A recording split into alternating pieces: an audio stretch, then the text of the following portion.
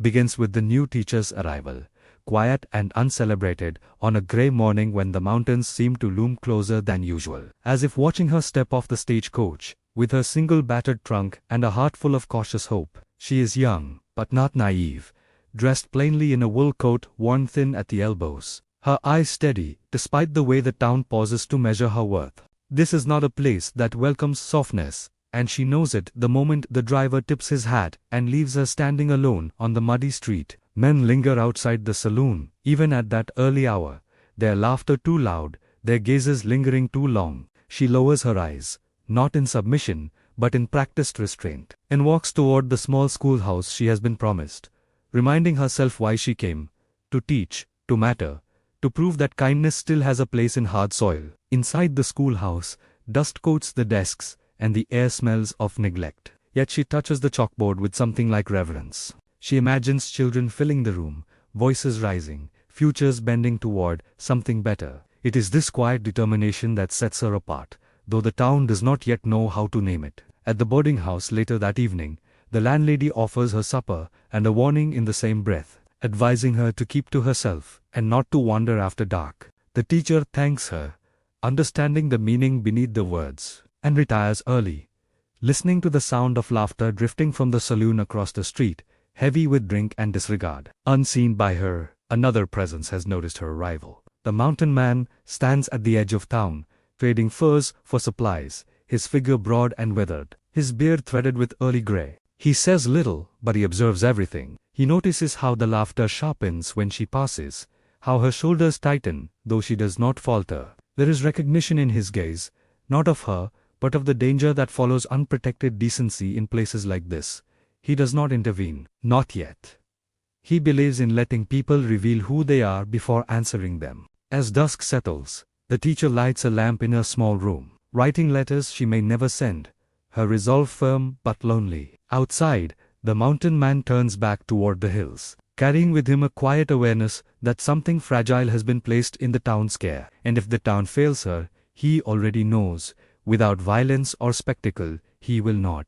Centers on the night the line is finally crossed, unfolding with a slow, tightening tension that mirrors the teacher's growing unease. Evening settles heavy over the town, the mountains swallowing the last light while the saloon grows louder with drink and bravado. The teacher leaves the schoolhouse later than planned, arms full of graded papers, telling herself that fear has no authority over her purpose. She keeps her steps measured, chin lifted, but she feels the shift in the air before she hears the voices' lurid laughter, boots scraping the dirt, men emboldened by whiskey and the certainty that no one will stop them. They block her path near the boarding house, their words starting as jokes and sour compliments before curdling into something sharper, something meant to remind her that she is alone and they are not. She does not scream, she does not beg. She stands very still, heart hammering, aware that dignity can be both shield and target in places like this. The men circle closer, enjoying her silence, mistaking it for weakness, when the sound of footsteps interrupts them. Not hurried, not aggressive, just steady and deliberate. The mountain man steps into the lamplight, as if he has always been there, his presence changing the shape of the moment without raising his voice or his hands. He does not touch the men, he does not threaten them. He simply looks at each one in turn, his gaze calm and unblinking, and begins to speak. He calls them by name, mentions debts unpaid, wives disappointed, children who avert their eyes. His words are quiet, almost conversational, yet each sentence lands with precision, stripping away the bravado they borrowed from the bottle. The laughter dies first, then the smiles. What replaces them is worse than fear, it is recognition. The teacher watches, astonished, as the men shrink without being struck, their shoulders sagging under truths they cannot deny. One tries to laugh it off, but the sound breaks in his throat. Another stares at the ground, suddenly sober. The mountain man never raises his voice. He tells them they can walk away now and carry what they've shown themselves tonight for the rest of their lives, or they can stay and hear more. They leave, not running, not shouting, but stumbling off in silence, faces burning with the shame that follows them deeper than bruises ever could. When it is over, the street feels unnaturally still. The mountain man turns to the teacher and gives a small nod, as if nothing extraordinary has occurred. He does not ask if she's all right, does not offer comfort that would make her feel smaller. He simply waits, present and solid, until she steadies her breath. She thanks him, voice quiet but unwavering. He answers with a single word and steps back into the dark. Long after he is gone, the teacher understands that something irreversible has happened, not just to those men, but to the balance of the town itself. Focuses on the aftermath, revealing that the mountain man's strength lies not in dominance, but in restraint, and that the deepest wounds are often the ones no one can see. Morning arrives clear and sharp, carrying with it an uneasy silence. The teacher notices it first when she walks to the schoolhouse and the usual saloon laughter is absent, replaced by doors closing a little too quickly, and men who suddenly find reasons to look anywhere but at her. Word has spread, though no one can quite explain what happened the night before. There are no bruises to point to, no broken furniture, no dramatic story to repeat, only the uncomfortable knowledge that something unseen has shifted. Inside the classroom, the teacher tries to focus on her lessons. Yet her thoughts return to the mountain man's calm voice and the way the men unraveled without a single blow. She realizes how deeply she has been conditioned to expect violence as the only language men like that understand, and how startling it was to witness another form of power entirely. At midday, she notices one of the drunks from the night before, standing across the street, hat clutched in his hands. For a moment she fears another confrontation, but he only nods stiffly, shame etched into every line of his face, before turning away. The gesture unsettles her more than the harassment ever did. The mountain man is seen only briefly that day, loading supplies onto his mule at the general store. A few townsfolk watch him with newfound caution, unsure whether to thank him or fear him. He ignores their stares, offering no explanation, no claim of heroism. To him, the matter is finished. He believes justice loses its meaning when it demands applause. When a shopkeeper hints that he should have taught the men a harder lesson, the mountain man answers quietly that broken bones heal too easily, but broken illusions do not. By evening, the teacher understands that safety has returned to her life, not because someone promised to protect her, but because the men who threatened her have been forced to see themselves without excuses. The mountain man's choice to withhold violence has given her something more enduring than rescue. It has given her respect. As she locks the schoolhouse and walks home under the open sky, she feels the town watching her differently, measuring their behavior instead of her presence. And somewhere beyond the edge of town, the mountain man disappears back into the hills, carrying with him the certainty that the strongest justice is the kind that leaves no marks, only truth. Shifts the focus from individual consequence to communal change, showing how quiet justice begins to ripple outward through the town in ways no one anticipated. Days pass, and the teacher notices that her path through town no longer tightens her chest.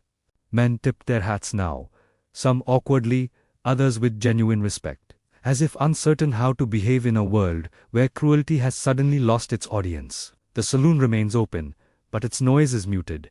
Laughter kept in check by an unspoken awareness that lines, once blurred by drink, are now sharply defined. Whispers follow the mountain man's name, though few dare speak it aloud in his presence. Stories grow in the retelling, yet none involve raised fists or bloodshed, which only deepens the mystery. The drunks from that night avoid one another, each carrying his shame alone, and the town senses that whatever was said to them cannot be shared without reopening wounds they would rather keep hidden. The teacher hears fragments from the landlady and shopkeepers, half-formed explanations that circle the truth without touching it. She does not correct them. Some lessons are meant to be learned, not narrated. At the schoolhouse, the children sense the change before they can name it. Their parents attend meetings they once skipped, their voices softer, their eyes attentive. The teacher realizes that safety is contagious. When one person is treated with dignity, others begin to expect the same for themselves. She teaches with renewed confidence, no longer bracing for mockery or interruption. Her presence, once considered fragile, now seems anchored, as if the town has quietly agreed she belongs. The mountain man keeps his distance, yet his influence lingers everywhere. He fixes the broken fence around the schoolyard before dawn, leaving no note, only straightened posts and freshly packed earth. He mends a loose step at the boarding house, sharpens the school's dull tools, and disappears again. Acts of care performed without witness or credit. The teacher recognizes these signs for what they are. Not guardianship, born of obligation, but respect expressed through action. By the end of the week, the town feels altered. Not gentler perhaps, but more aware of itself. The teacher understands that the mountain man has done more than defend her. He He has reminded the town of a standard it had forgotten. Justice, she learns, does not always arrive with noise and spectacle. Sometimes it comes quietly, reshaping a place from the inside, leaving behind a dignity that speaks for itself. Deepens the connection between the teacher and the mountain man, revealing that protection can take the form of quiet consistency rather than spoken promises. The teacher begins to notice the small mercies that appear around her life, like unanswered prayers, finally met. Each morning, a neat stack of firewood waits beside the boarding house door, split cleanly and stacked with care. The school's roof no longer leaks, the hinge on the front door no longer groans, and the path through the snow is always cleared before the children arrive. No one claims responsibility, but she knows whose hands are capable of such work. At first, gratitude sits awkwardly in her chest. She was raised to believe help came with strings, that kindness demanded repayment. Yet the mountain man never lingers to receive thanks, never positions himself as her benefactor. When she finally encounters him at the creek one afternoon, she offers her thanks anyway, her voice steady but earnest. He listens, nods once, and tells her she owes him nothing. He explains, simply, that a community survives by watching over what is worth keeping. The words stay with her long after he leaves. As winter deepens, their paths cross more often, though always by chance. He brings her books he finds during his trading trips, well-worn volumes with margins filled by other lives. She shares bread she has baked, left on a stump near the edge of town, where he will find it later. Their exchanges are unspoken agreements, a rhythm built on respect rather than expectation. Through these small gestures, she begins to understand the shape of his loneliness, and he begins to see in her a strength that does not ask to be carried. The town watches this quiet bond with curiosity but restraint. No rumors gain traction because there is nothing improper to point to, only decency moving between two people who recognize it in each other. The teacher feels herself changing, no longer defined by the fear that brought her here, but by the purpose that keeps her. She stands straighter, speaks more firmly, and trusts the space she occupies. By the end of part 5, it is clear that the mountain man's justice did not end the night he intervened. It has evolved into stewardship, a watchfulness that nurtures rather than controls. And in that steady presence, the teacher begins to feel something she had not expected from this harsh place, not just safety, but belonging. Turns inward, uncovering the history that shaped the mountain man. S vow to practice justice without violence and allowing the teacher to see the cost of his restraint. The truth comes to her not as gossip, but as fragments gathered slowly, like pieces of a story the town has learned not to speak aloud. An older woman at the boarding house mentions, almost casually, that the mountain man once wore a badge. A shopkeeper later adds that he gave it up after a trial that split the town.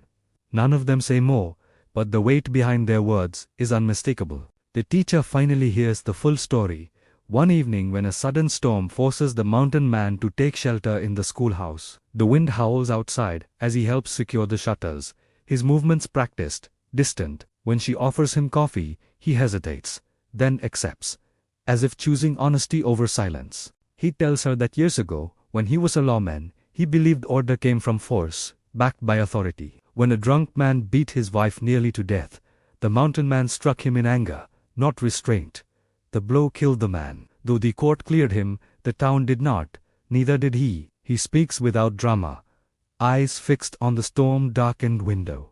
Violence, he says, solves the moment but poisons what comes after. He left the badge, the town, and the part of himself that believed fear could teach men how to be better. In the mountains, alone, he learned another way, watching people long enough to understand what they are afraid to face. Shame, he learned, changes behavior more deeply than pain ever could. The teacher listens, not with pity, but with understanding. She realizes his quiet justice is not weakness, but discipline earned through loss. His restraint costs him every day, requiring him to relive a past he refuses to repeat. When the storm passes and he prepares to leave, she thanks him not for protecting her, but for trusting her with his truth. As he steps back into the clearing night, the teacher understands that love, if it comes to them, will not be born of rescue or gratitude. It will grow from shared principle and the courage to choose mercy again and again, even when violence would be easier.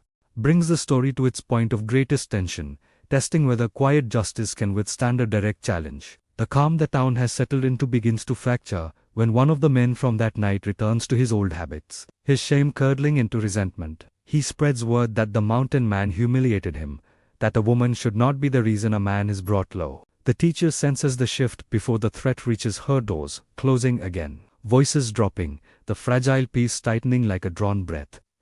The confrontation comes at dusk, outside the schoolhouse. The man waits for her, reeking of drink and anger, his words sharp with wounded pride. He demands an apology she does not owe, insisting she has made him a fool. For a moment, fear flickers, but it does not root. Instead of stepping back, she stands her ground, her voice clear as she tells him that his shame is not hers to carry. It is the first time she has spoken so plainly to a man like him, and the power of it surprises them both. The mountain man appears from the tree line. Not rushing, not threatening, but present. He positions himself beside her, not in front of her, signaling that she is not something to be shielded, but someone to stand with. The drunk man sneers, daring him to finish what he started, to use his fists this time. The mountain man refuses. He repeats the man's own words back to him, exposing the fear beneath the bluster, the fear of being seen as small, unworthy, forgettable. Something in the man collapses. The crowd that has gathered waits for violence that never comes. Instead, the drunk man breaks, his anger draining into tears he cannot stop. He leaves, not defeated by force, but undone by truth. The silence that follows is heavy, reverent. In that moment, the teacher understands that courage is contagious. Her refusal to yield has given the mountain man space to practice his justice again, and together they have shown the town a final lesson. Strength does not require domination. As the crowd disperses, the teacher and the mountain man share a quiet look of understanding. Whatever comes next, they know they will meet it, not with fear or fury, but with dignity. Closes the story with healing and quiet resolution, showing how justice rooted in dignity reshapes lives without demanding recognition. Spring arrives slowly in the mountains, melting the last of winter's hardness and revealing a town that feels subtly, irrevocably changed. The saloon still opens each night, but its laughter no longer carries cruelty.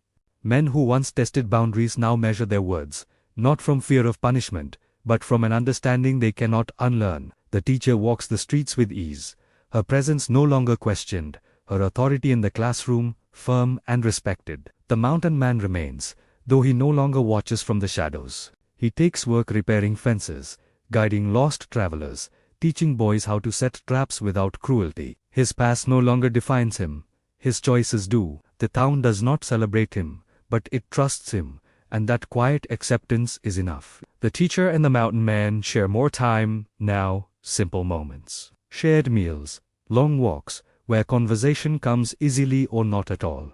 There is no grand declaration between them, only a growing certainty that they have found something honest. One evening, as the school year ends, the teacher locks the schoolhouse and finds him waiting with a small bundle of wildflowers, awkward in his hands. He does not speak of love or promise, a future shaped by certainty. He only asks if she will stay. She answers by placing the flowers in a jar on her desk and returning to stand beside him, her choice clear without words. The story ends not with marriage or spectacle, but with belonging. The town has learned that justice does not need blood to be real, that the strongest man is the one who masters himself. And the teacher, once alone and vulnerable, now stands rooted in a place that honors her worth. Together, she and the mountain man walk into a shared tomorrow, quiet, steadfast, and unafraid, proof that dignity, once defended, can change everything.